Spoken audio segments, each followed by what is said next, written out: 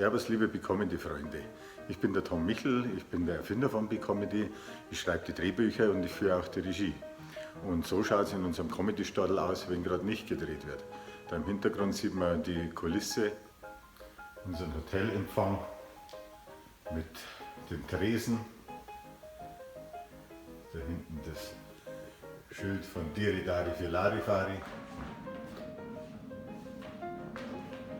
Du darfst ja nicht zwei Zungen dran.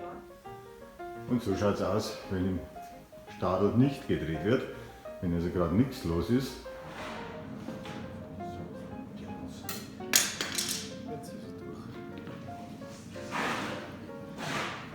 Und unsere Darsteller nicht rumwuseln und die neuesten Sketche umsetzen in brillanter Weise.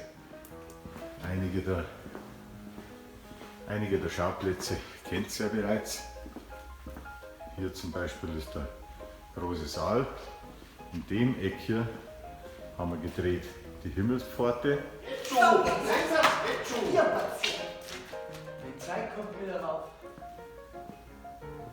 Und hier, was die meisten natürlich schon kennen, ist die Bar, wo unsere 4 Burschen immer spielen. So, Gas.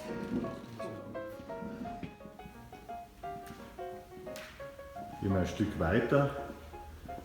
Hier haben wir aufgebaut, meistens für Rudi und Petra.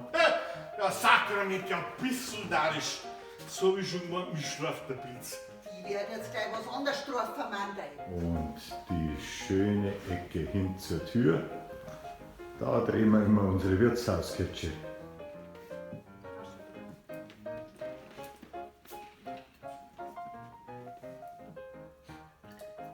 Ja, so leer und friedlich schaut es im B-Comedy-Stadel aus, wenn gerade nicht gedreht wird.